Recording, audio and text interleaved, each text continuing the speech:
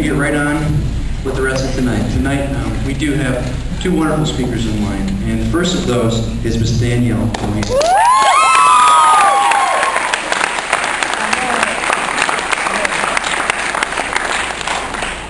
Danielle is a sophomore interior architecture major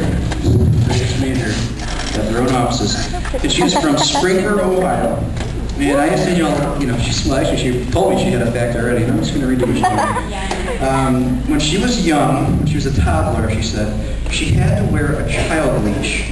Because she liked to run it with her parents in the stores. So, you guys remember the 80s? Those were 80s, maybe early 90s. So Danielle will be sharing her one of these stories. My hand's shaking. I'm not nervous. I'm just. Anyway, it is true. I did wear a child restraining device when I was a child. And I had a picture of it. It was really cute. It was these two little toddlers with these harnesses on. My mom was like walking around the park. Get up there. But I actually was very hyperactive, and I loved to hide in clothing rounders when my parents tried to shop. So I gave them a scare one time. They're up there. This feature behavior carried on into my elementary school years. I happened to find Sunday school to be a little on the corny side, so I would ask my teacher if I could use the restroom, and instead of going to the restroom and coming back, I would just wander around the sanctuary for about half an hour, or I'd write little notes in the Bibles hoping that someone would respond.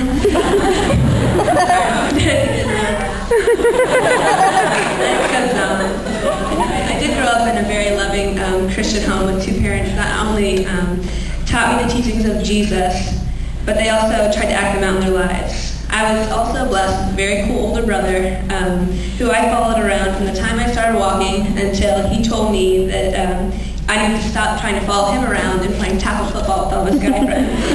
So despite that, he was definitely my hero, and I loved following in his footsteps.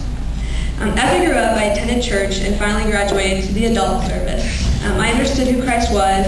I knew he died on the cross for my sins. And of course I lost my spot. And that I needed to have faith in him for him to rescue me. Being told that my whole life kind of numbed me, though. I grew up not really understanding the value of the gift that God gave to his people. And through much of high school, I carried this gift in like a beat-up paper bag. It wasn't very important to me. Believing in God was just a part of who I was. Like when you fill out a medical form, you check yes, if you believe in God, and that was that. It didn't go any further, and it definitely didn't change my heart. In high school, I thought I was a hot shot, and I enjoyed intimidating people. I would get heated conversations with someone for absolutely no reason, but just to prove my point, to let everyone know that I was right. And I lived for myself, and I was just fine with that. Then one winter break, everything changed. This self-serving life was not bringing me any joy. My heart ached for something deeper, and I could not explain what it was or why I was feeling that way. My relationships with my best friends became very shallow. And I remember being at a party and with them, and it seemed that time had almost slowed down. And I could see that I was living for myself, and I could see that my friends were living for themselves. And for the first time, it made me sick. Deep down, I knew that there was a purpose to this life, and I knew it wasn't a self-seeking purpose. I didn't know where to go or what to do to get rid of this aching in my heart. Well, God knew what he was doing. He was preparing my heart, and let me tell you, he did not leave me there. He didn't just start moving in my heart like a loving father does to his child. So he sent me a man. And by man, I mean he sent my amazing older brother home from his first year of college.